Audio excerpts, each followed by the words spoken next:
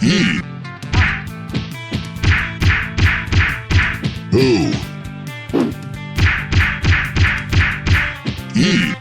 say that imitation is the sincerest form of flattery, and boy are we gonna get sincere today. But before you punch out from watching this video, make sure you check us out at Patreon at patreon.com/idreamofindiegames. That's right, today I'm talking about Thunder Ray, and even in their own description they talk about how it's like Super Punch-Out. They're not trying to hide it at all. Thunder Ray is the best boxer in the world that, quote, is leaving a trail of defeated opponents in his wake. Thunder Ray is just so bored of winning all the time, and he thinks that it's time for him to stop fighting when Rico comes in and decides that he wants to do one last challenge. This one last fight is essentially your tutorial, which is kind of weird because it's your retirement battle, and yet your trainer is telling you how to fight at that point. I think Thunder Ray knows what he's doing by then. After making quick work of Rico, it's at that point an alien comes out and shoots you with a ray. That's right, Thunder Ray gets shot with a ray. Man, they really stayed up all night thinking of that one. Anyway, this ray transports you into an alien world where now you're going to continue fighting, but it's a galactic tournament against aliens and monsters. And unfortunately, that's pretty much it, although I'm pretty sure that you're not going to be playing this kind of a game for its story. This is really just the setup as to why you're fighting all these weirdly designed characters, and just to give you an excuse to keep on fighting. I say keep on, but it's really not going to last you very long, as Thunder Ray has only 8 enemies for you to fight, and one of them is just an evil reskin of a previous character. If you've been paying attention, you can probably figure out which one that is. That's right, only 8 enemies. And for those of you keeping track at home, the original Mike Tyson's Punch-Out had 14.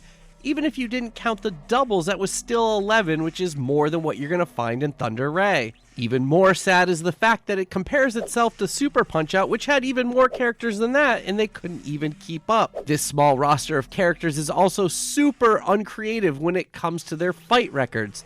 The majority of them have undefeated records of ridiculous amounts of wins. You see 45-0 and you think that's bad, then 100-0 shows up, and the final boss is 999-0? Looks like that in this alien world, boxing is fixed too. The default controls didn't make a whole lot of sense to me, but thankfully there is a second option for a control scheme.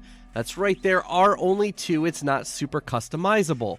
But thankfully, Type 2 is a lot more like Super Punch-Out. With this particular control scheme, X and Y are your left and right jabs, respectively, and A and B are the body blows. If you hold either of the triggers while pressing any of these buttons, you'll do stronger versions of those hits, and you have a super meter that can be built up to do super moves while pressing both triggers at the same time. The super meter can be built up to 3 levels, and you have different moves depending on what level you unleash it at. Just like with the Punch-Out series, the enemies do have different combinations and patterns that you need to learn, and it's all about getting the timing right to be able to dodge or block them. But unlike the Punch-Out series, where you learn those patterns and find the right time to strike, there is no stamina whatsoever in Thunder Ray. This means that there really isn't any penalty to just mashing the buttons until you need to dodge or block.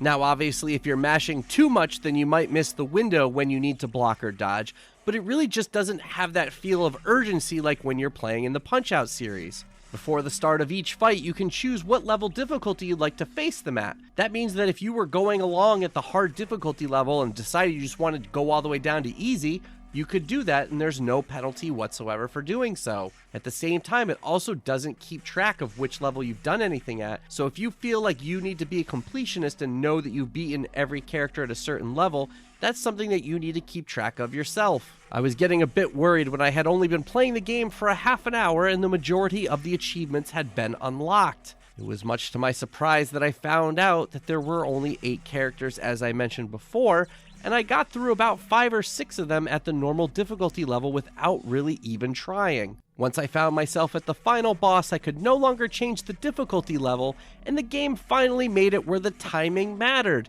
I was woefully unprepared for this and got my butt handed to me. It was at this point that I felt that the timing was a bit off and not as responsive as I wanted it to be, but I'm unsure if it's because the game runs at a constant 30 frames per second, if it's me having a wireless controller, or just me sucking, but in the end I just didn't care. Adding to how easy it is to get through Thunder Ray, the game is set up so that it saves your progress after each fight. If you lose, you can retry as many times as you want, and once you've unlocked a fighter to be able to go up against, you can start at that point anytime you'd like.